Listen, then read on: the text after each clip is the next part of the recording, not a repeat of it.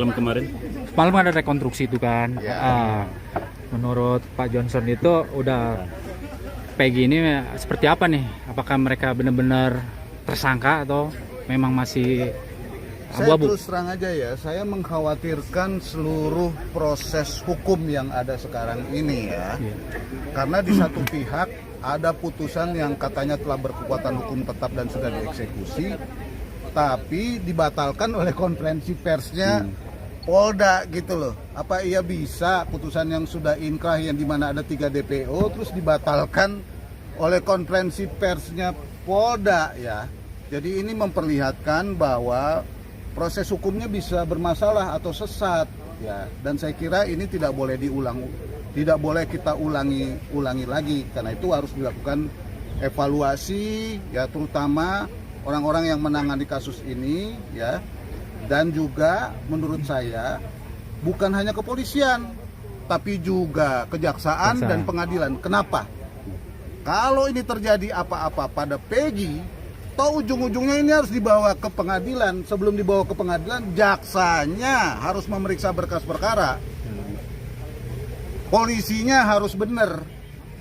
Nah, sementara yang kita lihat pertanyaannya begini, benar itu harus sesuai dengan peraturan. Misalnya, waktu diperiksa didampingi nggak sama pengacara? Ya kan? Ada tekanan apa enggak? Sementara masyarakat sekarang mulai tidak mempercayai proses-proses yang dilakukan oleh polisi. Itu kenapa? Itu karena ulah dari polisi sendiri. Nah, jadi mari kita jaga dan awasi sekarang. Dan saya berharap ya pimpinan terutama Polri, Kejaksaan dan Pengadilan harus perhatikan ini karena ini modal kita untuk membangun integrated criminal justice system. Kalau rakyat sudah tidak percaya dan banyak proses-proses penegakan hukum ini yang sesat, maka saya kira pasal 1 ayat 1 bahwa ini 1 ayat 3 bahwa ini negara hukum menjadi dipertanyakan orang karena rakyat mencari jalan keadilannya sendiri dengan dibantu oleh teman-teman media lewat medsos dan yang lebih menyedihkan saya juga lewat dunia goib. Walaupun banyak juga yang sekarang ini mempolitisir sehingga tidak menghormati hukum. Makanya asas praduga tak bersalah itu harus dihormati. Jangan mentang-mentang dia miskin ya, penegak hukumnya suka-sukanya mau rekonstruksi kek, mau apa lagi mau membawa kasus ini ke pengadilan, harus prosedur. Dan ingat, kita sudah harus melindungi hak asasi manusia dan seluruh mata rakyat sekarang melihat dan menyaksikan kasus ini. Abang yakin nggak Bang Peggy itu 100% pelakunya Bang? Bagaimana saya mau yakin? Banyak hal yang tidak bisa kita pegang. Bahkan rakyat sendiri sekarang membantah, terutama keluarga korban. Ya kan? Itu bagaimana prosesnya?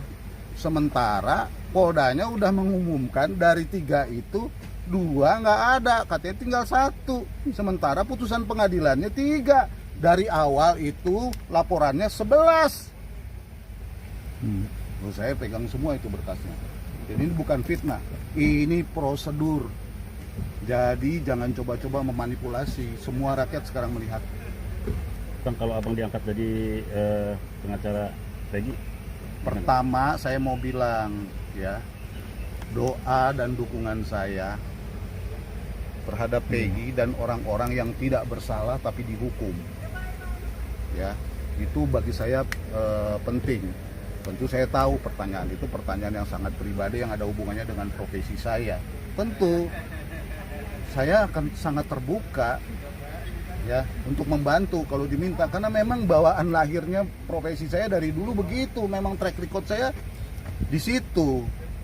Karena itu saya kira saya bersedia dan sekarang saya sedang berkomunikasi dengan seluruh teman-teman karena kelihatannya itu teman-teman advokat juga tertekan karena Poldanya bilang ditekan ngatur rekayasa advokat-advokat itu untuk nyabut gitu loh. Jadi itu advokat-advokat itu jangan diem. Jangan suka-sukanya orang-orang tuh nuduh-nuduh kerjaan advokat ini nggak bener. Ya, Iya. Jangan dong begitu loh, sangat saling menghargailah gitu ya. Karena saya juga pengurus organisasi advokat di Indonesia, jadi tolong kita sama-sama saling menghormati. Jadi saya bersedia, dan saya kira bukan hanya saya sendiri, bukan hanya masyarakat Karawang, semua orang-orang yang mencintai dan menginginkan keadilan di Indonesia pasti akan mendukung kalau proses ini dilakukan secara benar. Kalau tidak, kita akan kritisi terus.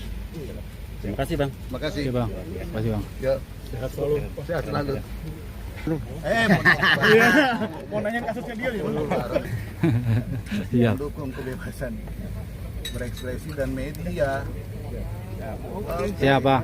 Ya, Makasih bang Johnson. ya, ya.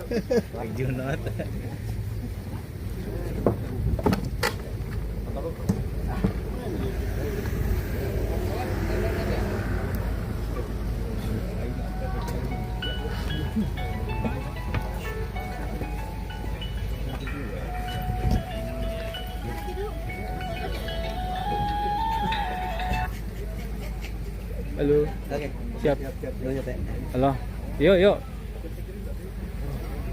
Malam kemarin Malam ada rekonstruksi itu kan. Ya.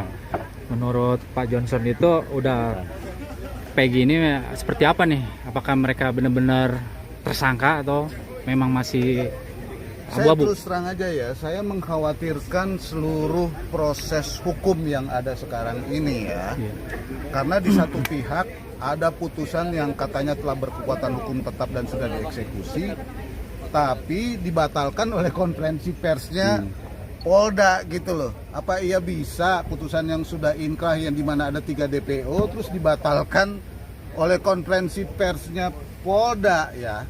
Jadi ini memperlihatkan bahwa proses hukumnya bisa bermasalah atau sesat ya. Dan saya kira ini tidak boleh diulang, tidak boleh kita ulangi lagi. Karena itu harus dilakukan evaluasi ya, terutama orang-orang yang menangani kasus ini ya. Dan juga menurut saya bukan hanya kepolisian, tapi juga kejaksaan dan pengadilan. Kenapa? Kalau ini terjadi apa-apa pada Peggy, toh ujung-ujungnya ini harus dibawa ke pengadilan. Sebelum dibawa ke pengadilan, jaksanya harus memeriksa berkas perkara. Polisinya harus benar. Nah, sementara yang kita lihat pertanyaannya begini, benar itu harus sesuai dengan peraturan. Misalnya, waktu diperiksa didampingi nggak sama pengacara? Ya kan? Ada tekanan apa enggak? Sementara masyarakat sekarang mulai tidak mempercayai proses-proses yang dilakukan oleh polisi. Itu kenapa? Itu karena ulah dari polisi sendiri. Nah, jadi mari kita jaga dan awasi sekarang. Dan saya berharap ya pimpinan terutama Polri, Kejaksaan, dan Pengadilan harus perhatikan ini. Karena ini modal kita untuk membangun integrated criminal justice system.